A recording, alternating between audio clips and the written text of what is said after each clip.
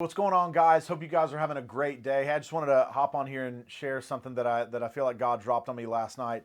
I'm sure to all of you this will be really simple, but to my feeble brain, this was something that God just dropped on me, and I thought, man, it just blew my mind. And so, really helped me reframe some of the way that I think about sin and fighting it and some of those things. And so, it's on particularly the subject of going to God, right? Going to God in the midst of our sin.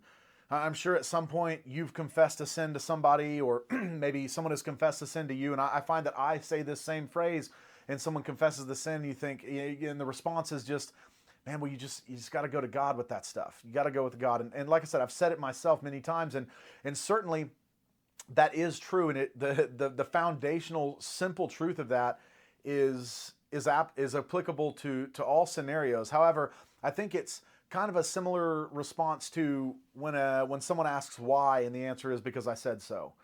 To a kid, it's reasonable to say that up to maybe 8, 9 years old, but there comes a time where it's reasonable to start talking through with a kid why we're doing this, why we aren't doing this, why I said to do that. And so that's where I wanted to go with this. And I think the problem with saying, go to God when we're being tempted with sin is that going to God in the midst of a sin temptation is often not the satisfaction that we were looking for, the temporal satisfaction. Say you're I don't know what your sin may be. It may be sexual sin. It could be alcohol. It could be marijuana. It could be laziness. It could be food. Whatever that is that keeps you in a bind. Let's just go with alcohol. Say in the moment you've been sober for a while, and you've just got this intense desire to just go drink, this really intense craving. I just want that drink. I just want that drink. Well, in that moment, saying quote unquote go to God is really not what does that really look like? Maybe it's going to God in prayer. Maybe it's going to God and reading the Bible. But in the moment, that doesn't pacify that deep, just gnawing desire for alcohol or weed or whatever it may be. It doesn't immediately satisfy that. And so I think when we ask God to fulfill whatever is in us, to satisfy that desire, we really have to figure out what the desire really is. What is the true issue underneath the perceived issue? Because God solves our true problems, but He doesn't solve our perceived issues, because our perceived problems and issues aren't real issues. There's something deeper. And so we have to zoom out and determine what is the real issue here that I'm trying to solve. And any problem that requires a solution, the solution is going to be determined by your ultimate objective. So, for example, if your objective is to be most satisfied and experience the most pleasure in the moment, then that will dramatically change the decision that you make going from there. Because if it's all about the moment right now, then it doesn't really matter what the future looks like. It doesn't matter what the future effects are. All that matters is I want to be satisfied right now. I want as much pleasure right now. And so if that's what you're looking for, then it doesn't matter. Go ahead and just do whatever it is that you want to do right now. Just throw the future to the wind. But then there's a second objective, and maybe your objective is to be ultimately and purely satisfied, to be ultimately satisfied overall in life. And if that's what you're desiring, there will be that objective requires a different solution. And so that solution means that there's going to have to be things that we put off in the moment, some momentary satisfaction that may be very pleasurable, so that we can ultimately be satisfied in the long run with Jesus. And so going to God is the answer. But it doesn't end there. It doesn't end with a simple go to God. It has to be explained further. We're not going to God. We aren't going to God because He'll give us in the moment a greater satisfaction or pleasure than what that current sin will give us. Oftentimes it doesn't. If we all get real honest, in the times where we're tempted with, say, alcohol, weed, lust, whatever the thing is, pornography, going and engaging in that sin offers a ton of temporal satisfaction. The dopamine dump is really, really intense. And going to God in those moments does not satisfy in the same way.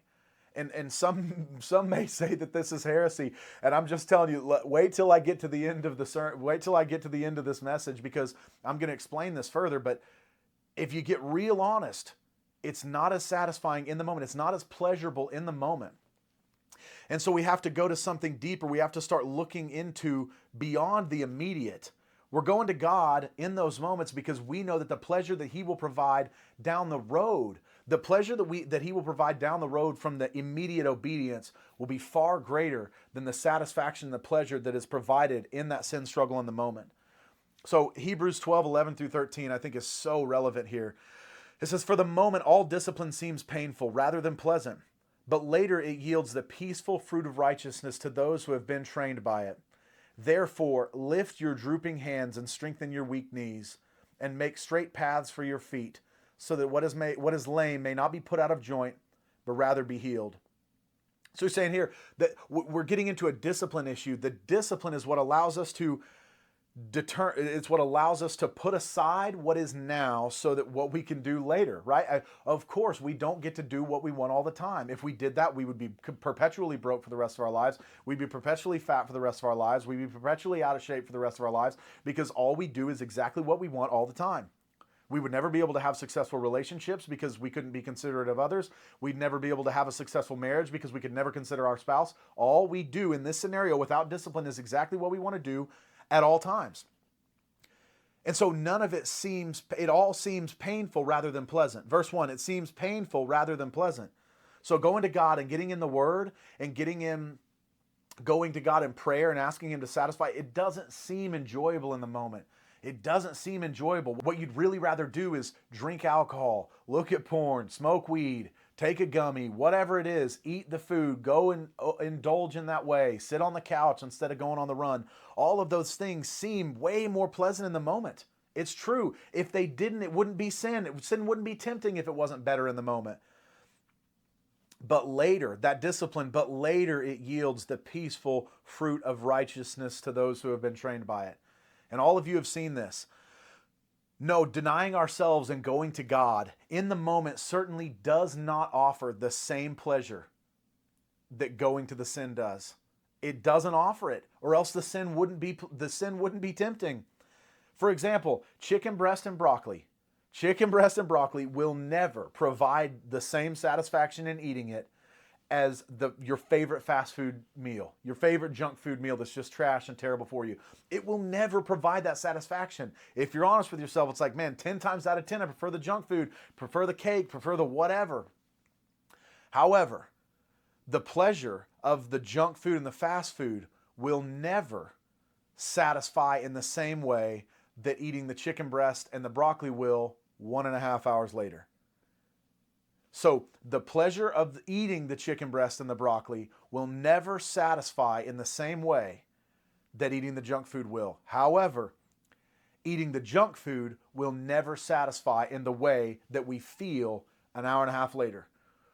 When we have the choice of going on the run or sitting on the couch and eating Pop-Tarts, 10 times out of 10, sitting on the couch and eating Pop-Tarts is more enjoyable than going on a run, except for you freak of natures that just like to run. You get the runner's high, whatever. That's not me. It's not the most of us. You guys can relax and just stay in your hidey hole of being better than all the rest of us. It's fine. But the Pop-Tarts and the sitting on the couch will always be better than going on the run. It'll always be better. It always feels better in the moment. However, as good as sitting on the couch and eating Pop-Tarts is, it will never feel as good. It will never be as satisfying as the feeling you get when you're done with the run. And the same thing exists for going to God in the midst of that.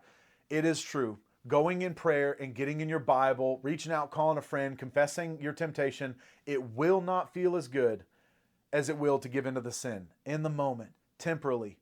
However, if you fight the sin, there is no sin, no alcohol, no weed, no pornography, no satisfaction that you could find that would be as great as the feeling you get that you obeyed God and you stayed near to Him and you stayed close to Him an hour and a half down the road.